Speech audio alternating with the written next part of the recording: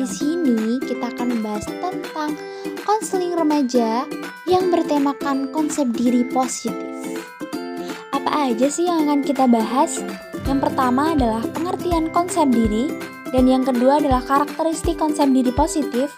Yang ketiga adalah aspek-aspek konsep diri, dan yang keempat adalah pengertian konseling remaja, dan yang terakhir adalah langkah-langkah konseling. Jangan lupa disimak ya. Oke, di slide yang ketiga atau kita bisa sebut di pembahasan yang pertama adalah pengertian konsep diri positif. Apa sih konseptual konsep diri? Konseptual konsep diri adalah gambaran mental seseorang. Didefinisikan operasional konsep diri adalah pandangan dan perasaan tentang diri sendiri atau persepsi diri. Lanjut ke slide keempat. Atau di pembahasan kedua, kita akan membahas tentang karakteristik konsep diri positif. Di sini kita bisa melihat karakteristik konsep dapat disimpulkan menjadi 5, yaitu yang pertama, keyakinan diri dalam menyelesaikan masalah, seperti percaya diri dan optimis dalam menyelesaikan masalah.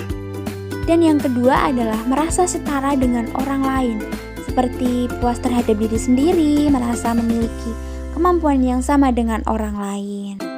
Ketiga, menerima pinjaman tanpa rasa malu, seperti berani meminjam buku pelajaran karena keperluan, menghargai, menjaga, dan mengembalikan pinjaman pada tepat waktu.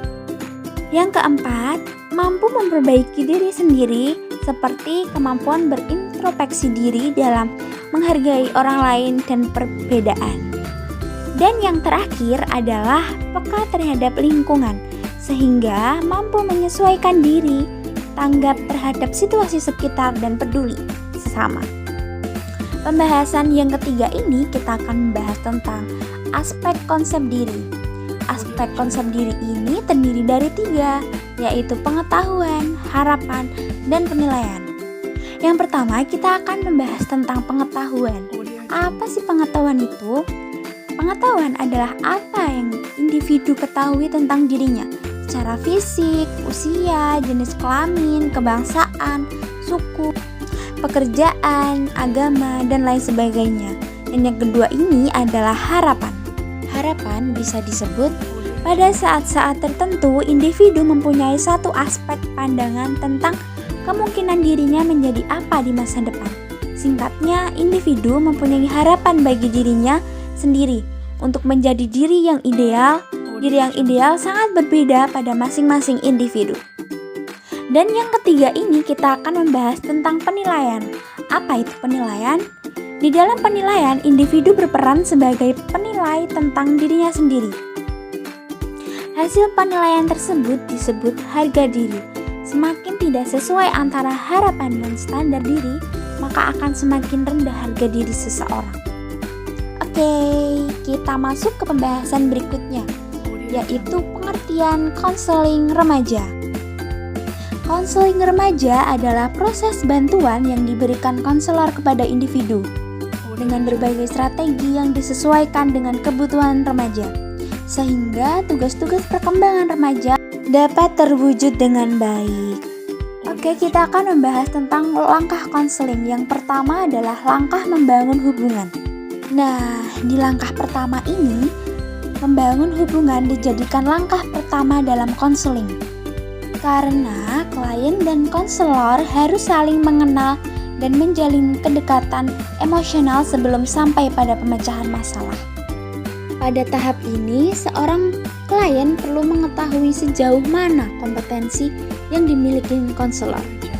Selain itu, konselor tidaklah mudah tanpa apa adanya kepercayaan, dan klien tidak akan membuka dirinya pada konselor. Oleh karena itu, seorang konselor harus menunjukkan bahwa ia dapat dipercaya dan kompeten mengenai masalah klien. Langkah kedua adalah identifikasi dan penilaian masalah.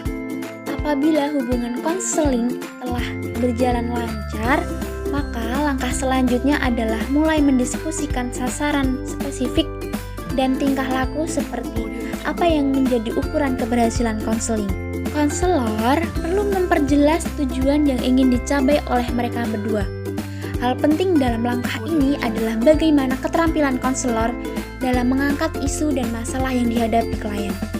Pengungkapan masalah klien kemudian diidentifikasi dan didiagnosa secara cermat. Seringkali juga klien tidak begitu jelas mengungkapkan masalahnya, atau ia hanya secara samar menjelaskannya.